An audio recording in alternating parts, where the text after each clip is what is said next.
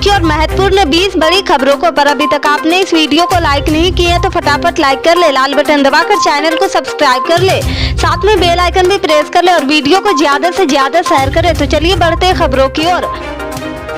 आपको बता दें कि केंद्रीय गृह मंत्री अमित शाह ने शुक्रवार को आतंकवाद के खिलाफ सामूहिक लड़ाई पर जोर दिया। शाह ने कहा कि आतंकवाद की वैश्विक परिभाषा महत्वपूर्ण है, क्योंकि अच्छे, बुरे, छोटे और बड़े आतंकवाद की धारणा एक साथ नहीं चल सकती है।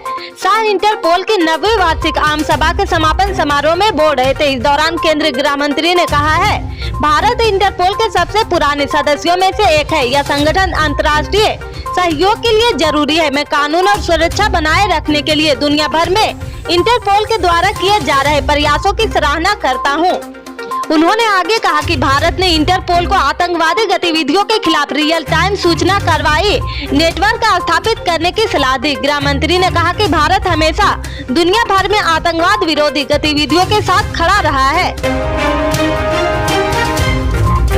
तिकोनिया के चर्चित प्रभात गुप्ता हत्याकांड मामले में केंद्रीय गृह राज्य मंत्री अजय मिश्रा टेनी को बड़ा झटका लगा। सुप्रीम कोर्ट ने शुक्रवार को टेनी की केस ट्रांसफर की अर्जी खारिज कर दी है। अजय मिश्रा टेनी ने प्रभात गुप्ता हत्याकांड मामले को इलाहाबाद हाईकोर्ट की मुख्य पीठ को हस्तांतरित करने की याचिका दायर की थी। हालांकि सुप्रीम कोर्ट ने इस याचिका को खारिज कर दिया। मामले की सुनवाई लखनऊ बेंच में चल रही है। सुप्रीम कोर्ट ने कहा कि प्रभात हत्याकांड की सुनवाई इलाहाबाद हाईकोर्ट की लखनऊ बेंच ही करेगी। इलाहाबाद उच्च न्यायालय ने यह अपील खारिज होने के बाद टेनी ने सुप्रीम कोर्ट में विशेष अनुमति याचिका दाखिल की थी, जिस पर कोर्ट ने यह फैसला दिया है।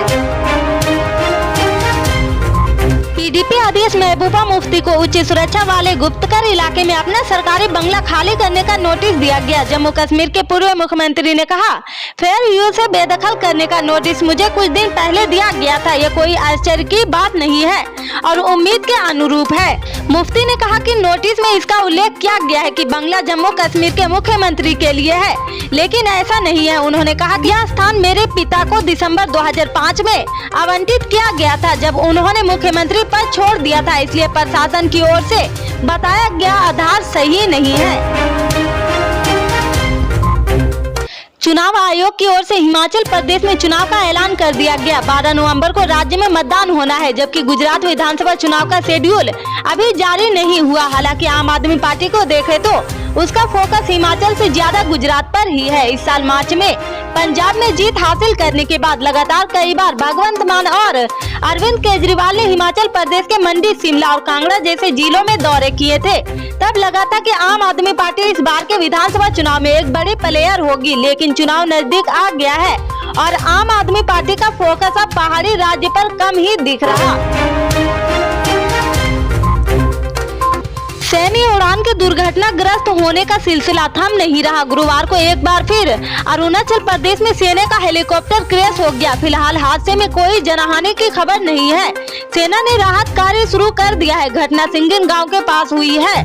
कुछ समय पहले ही तवांग में भी एक हेलीकॉप्टर क्रैश हुआ था, जिसमें एक पायलट की मौत हो गई थी। जनसंपर्क अधिकारी ने जानकारी दी है कि अपर सियांग जिले में आज टुइंग मुख्यालय से 25 किमी की दूरी पर सिंगिंग गांव में सेना का हेलीकॉप्टर क्रैश हो गया। उन्होंने बताया कि दुर्घटना स्थल तक सड़क मार्ग नहीं है। सेना ने बचाव दल को रवाना कर दिया है। मौसम विभाग के द्वारा जारी एक अलर्ट के मुताबिक उत्तरी अंडमान सागर के ऊपर और दक्षिण अंडमान सागर और दक्षिण पूर्व बंगाल की खाड़ी के आसपास के क्षेत्रों में एक कम दबाव का क्षेत्र बना है। इसके 22 अक्टूबर के आसपास पश्चिम उत्तर पश्चिम की ओर से बढ़ने की संभावना है। 27 अक्टूबर को बंगाल की खाड़ी के ऊपर पहुंच सकता है। इस कम दबाव वाले क्षेत्र के धीरे धीरे एक चक्रवाती तूफान के रूप में बदलने की पूर्ण संभावना है।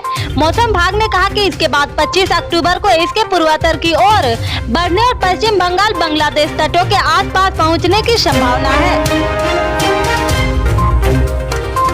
शिवसेना नेता और राज्यसभा सांसद संजय रावत को एक बार फिर से झटका लगा है। कोर्ट ने शिवसेना सांसद की जमानत याचिका पर सुनवाई स्थगित कर दी है। इस मामले में अब अगली सुनवाई 2 नवंबर को होगी। ऐसे में संजय रावत की न्यायिक हिरासत भी 2 नवंबर तक बढ़ गई है। मतलब साफ है कि संजय रावत की दिवाली इस बार जेल में मरने वाली है। संजय रावत को प्रवर्तन निदेशालय ने मनी लॉन्ड्रिंग मामले में गिरफ्तार किया है। इससे आगे की अपडेट्स को जानने के लिए जुड़े रहे हमारे राइट न्यूज के साथ। मिलते हैं फिर बड़ी खबर में, तब तक के लिए जय हिंद।